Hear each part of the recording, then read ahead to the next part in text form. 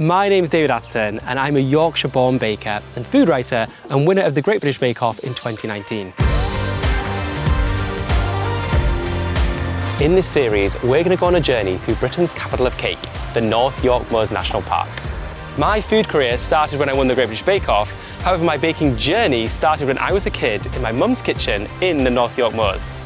The North York Moors is a huge and diverse landscape.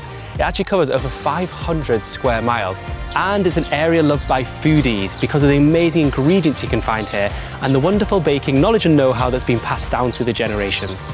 On this journey, we're going to be heading from Lowdale to Highmoor through the most picturesque inland villages and coastal bays to find some of the most exciting local bakers. We'll also be discovering local seasonal ingredients to help you with a very special bake for the North York Moors National Park's 70th birthday this year. I'm very excited about today. We're actually on the Cleveland Hills section of the Cleveland Way National Trail. Some walking to do today, so I've got my rucksack, got my walking shoes on, let's go. I'm going to be heading west towards Osmotherley, drinking in the breathtaking views over Cold, Cringle and Live Moor, also known as the Three Sisters. When I get to Osmotherley, I'll be making my way south on the Cleveland Way towards Helmsley, calling in at Sutton Bank and Riva Abbey before arriving at Helmsley for a garden-inspired lunch with Sue at the Vinehouse Café. We're at the Wainstones and I can tell you the views are stunning here. You get a 360-degree panoramic view at the heathered moorland and you can see Rosemary Topping, Captain Cook's Monument, the industrial heritage of Teesside, and on a really clear day you can even see the North Sea. My dad told me he volunteered up here with Andrew, who's a Cleveland Way maintenance ranger, so I'm going to go meet him now to find out a bit more about what they do. Hey Andrew. All right, David. So we're at the Wainstones. We are. I think it's my first time here. This is on the Cleveland Way. What actually is the Cleveland Way? So the Cleveland Way is a 109-mile national trail that starts in Helmsley and goes on to Filey. Takes in the Cleveland Hills, which we're on. It also takes in the coast of the national park. So it's really two trails in one. It takes about 9 days to walk if you follow our guidebook, but some people do it in 4 days, some people do it in 19 hours and about 23 minutes if you're running. There's really something for everyone on this trail, but it does take a bit of maintaining. On these Cleveland Hills it has been put down with stone flags over the years, which has stopped the erosion, and that's all done by me and a team of volunteers. So you could volunteer, David. The heather moorland in this area is a valuable natural habitat for birds like the golden plover, curlew and lapwing. Heather flowers also make a great baking ingredient. They have a lovely woody, appley taste and are often used to flavour teas and ales. There are so many great places to visit around here that I won't get a chance to today. Lordstones is a privately owned country park in a beautiful moorland setting. They do glamping and camping, sell local produce in the farm shop, and best of all for walkers like me, they do great homemade cakes in their cafe.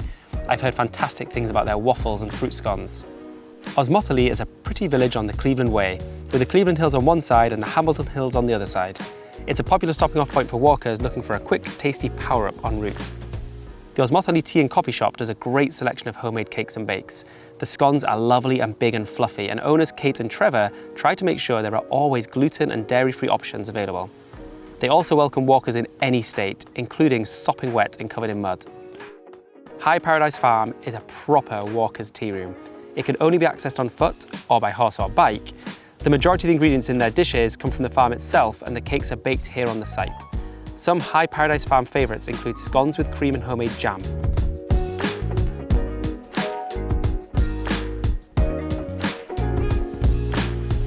Look at these views. They're incredible. This is Sutton Bank, which has actually been dubbed the finest view in England by the writer James Herriot, who has seen a fair few views. Sutton Bank is also home to the famous White Horse of Kilburn, one of North Yorkshire's most recognisable landmarks. The horse itself is not a prehistoric piece of art. It was actually created by the schoolmaster at Kilburn and his class in 1857. It's pretty impressive for a school project. The hills all around here are rich with wild bilberries, and come late summer, they'll be bursting with fruit. My mum taught me bilberry picking a lot because we loved making the jams and pies, and my favourite, in scones. They've actually got a really lovely tangy flavour, which is very different from blueberries.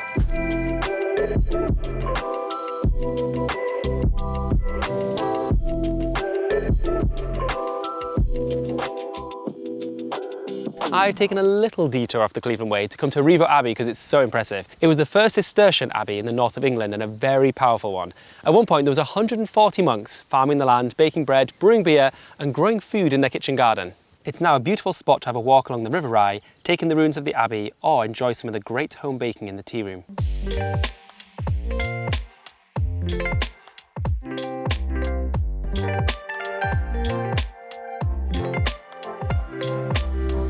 I've come off the Cleveland Way in Helmsley.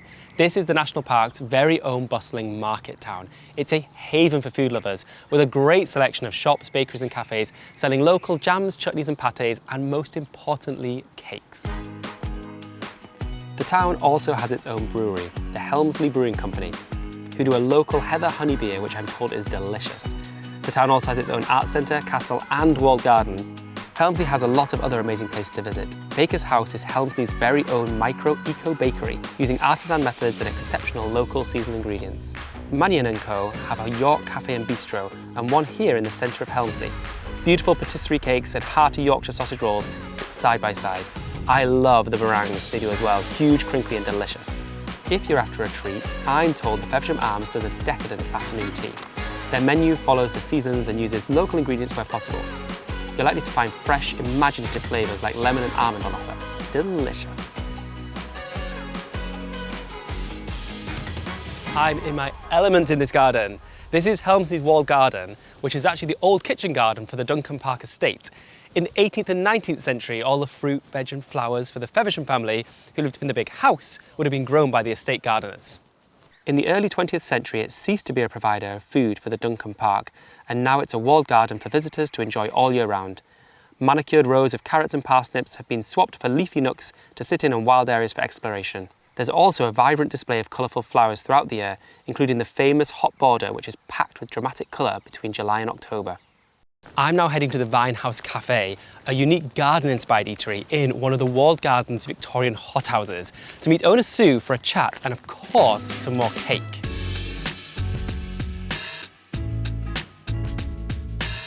This place is beautiful. I love the grapes in here. What's it actually like running a cafe in a garden? It can be very hot in summer, and in winter it's very cold in here, and we give people hot water bottles. Oh, nice. So it's a unique place, really. We do a very healthy menu, that's what we are. We're about healthy food. We don't do chips, do a lot of salads. We're trying for big plates of fresh food. We've got to be very selective about what cakes we sell because we're working basically in a greenhouse. So over the years we've tried all different cakes, but now we've settled on cakes that work in our environment. We try and do things that are just a little bit different. You want to have things that are more personal to you? Yeah. I just think that we're extraordinary. I do. I just think it's a great place. It's an experience, I think, more than just going to a tea rooms. Oh, you cheated there. You didn't get the cream right in. You went for a side angle, didn't you? Get straight down middle.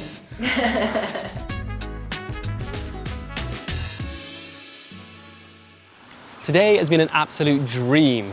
I've done loads of walking in the most beautiful countryside, which has meant I've been able to eat a lot of cake. Join me for the next leg of my journey when I go to Pickering on the new Market Town cycle route. I'll be jumping on board the award-winning Coastliner bus and heading out to the beautiful village of Lockton to visit a graphic designer and fashion designer who gave up life in the big smoke to run the tea room and art gallery in the village.